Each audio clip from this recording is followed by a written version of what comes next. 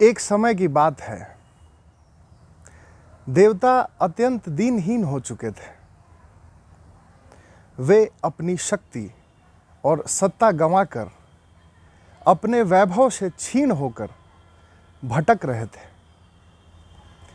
तब वे इस स्थिति के समाधान के लिए अपने आराध्य जगतपति पालनहार श्री हरि के पास पहुंचते हैं।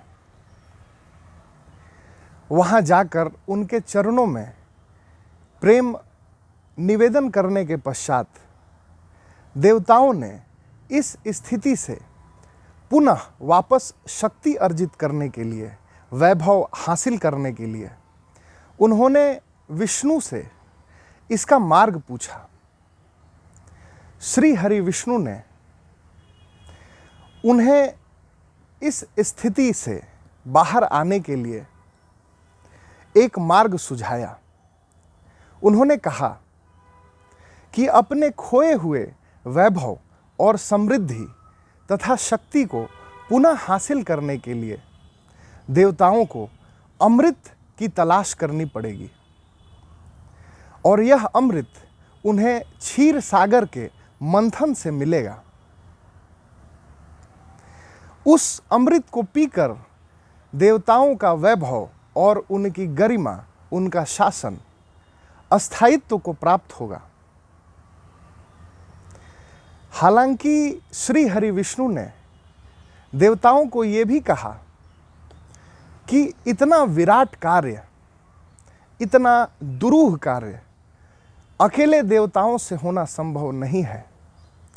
अतः वे उस समय के असुर सम्राट राजा बलि के पास जाएं और असुरों का भी सहयोग इस समुद्र मंथन की प्रक्रिया में लें। ऐसा कहने के बाद सभी देवता विष्णु लोक से अंतर्ध्यान हो गए।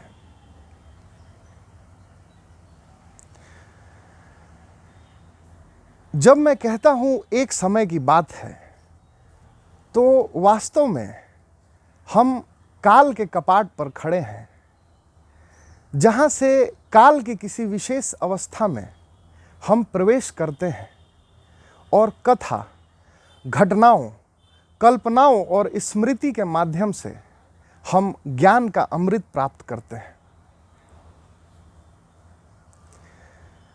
हमारी यह बच्चे और विष इस विषय पर चलने वाली कथा की श्रृंखला भी इसी प्रकार का एक समुद्र मंथन होगा, जिसमें हम लोग अपने चित्त की गहराइयों में जाकर चित्त के रसातल से ज्ञान का अमृत प्राप्त करेंगे।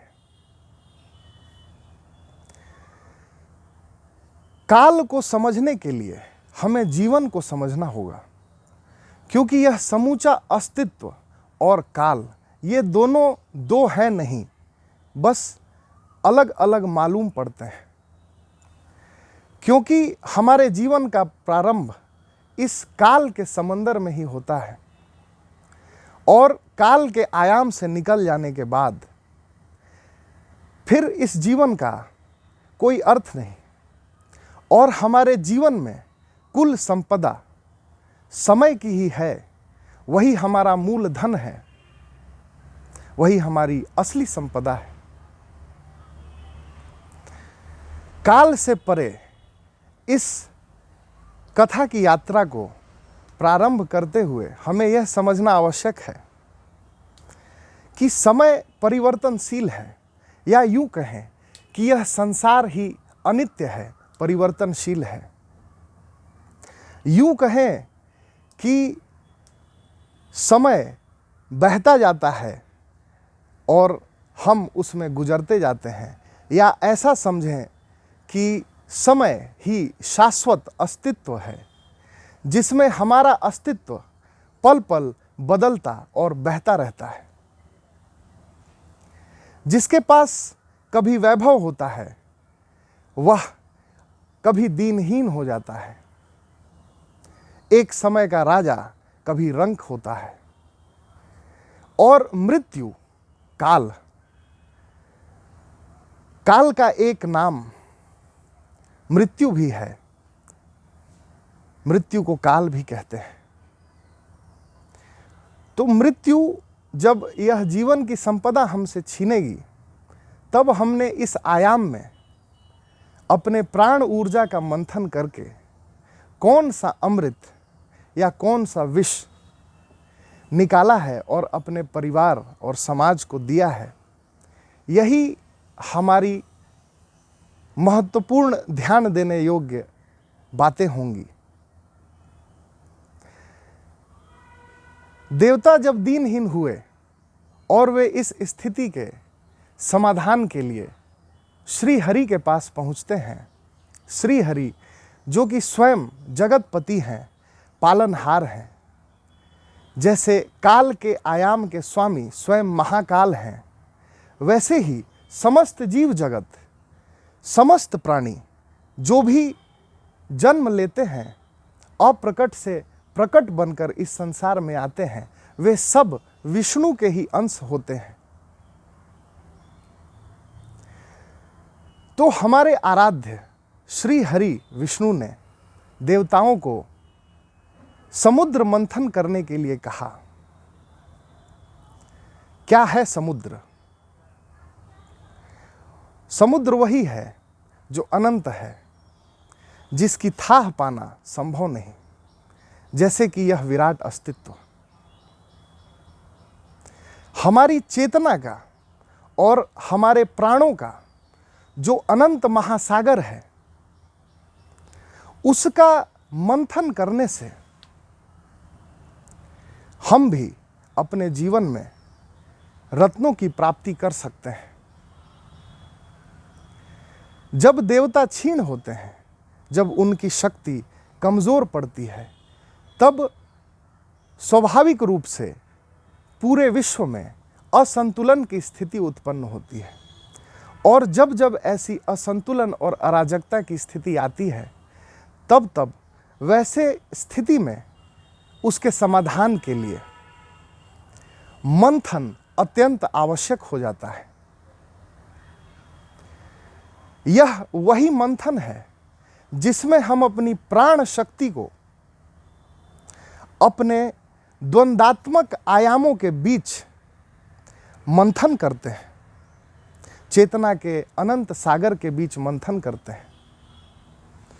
और यह मंथन तभी संभव है जब हम पूर्ण समर्पित भाव से अपने आराध्य के प्रति, श्री हरि विष्णु के प्रति जब हम अपना पूर्ण समर्पण देते हैं, तो वे विष्णु स्वयं कच्छप का रूप धारण करके हमारी प्राण शक्ति के नीचे आधार बनकर स्थित हो जाते हैं।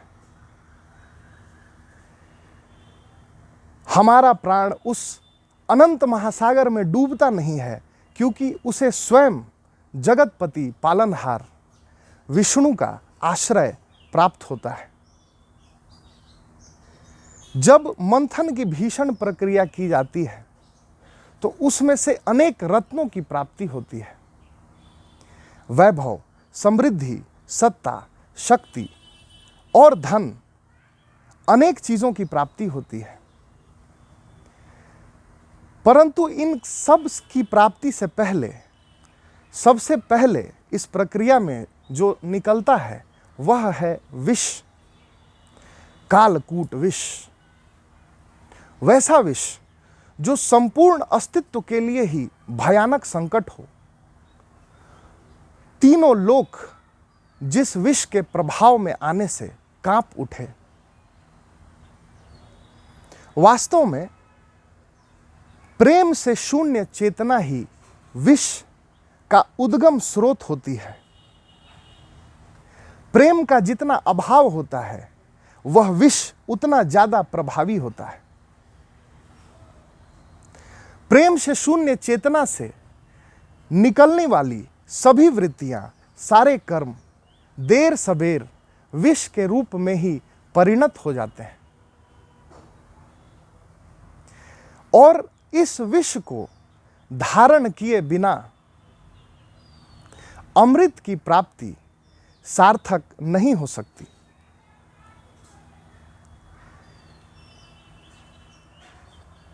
आज बच्चे और विष इस श्रृंखला में कथा के माध्यम से ज्ञान और संस्कार समझने के लिए हम यहाँ बैठे हैं। इसमें सत्कर्म यज्ञ के सभी यजमानों को इस श्रृंखला के दौरान अपने अपने चित्त का, अपने जीवन का मंथन करना होगा। यह संसार द्वैत के आधार पर निर्मित है। इस संसार का सृजन ही द्वैत पर निर्भर है। अच्छा, बुरा, ऊंचा, नीचा। हमारी दैविक वृत्तियां और हमारा आसुरी स्वभाव, सारे देवता और सारे असुर, ये सभी हमारे ही भीतर निहित हैं।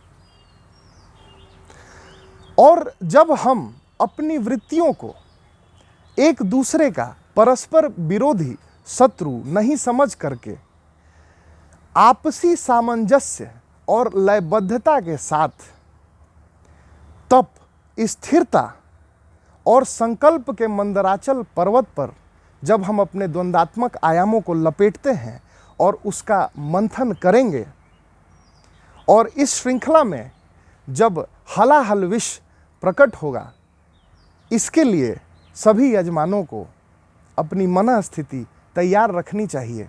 क्योंकि कोई भी सृजन का अमृत बिना विष के प्रादुर्भाव के संभव नहीं हो सकता। आने वाले सत्रों में यह विष क्या है, इसकी हम विस्तार से चर्चा करेंगे और हम जानेंगे। जब अभी हम काल की चर्चा कर रहे थे,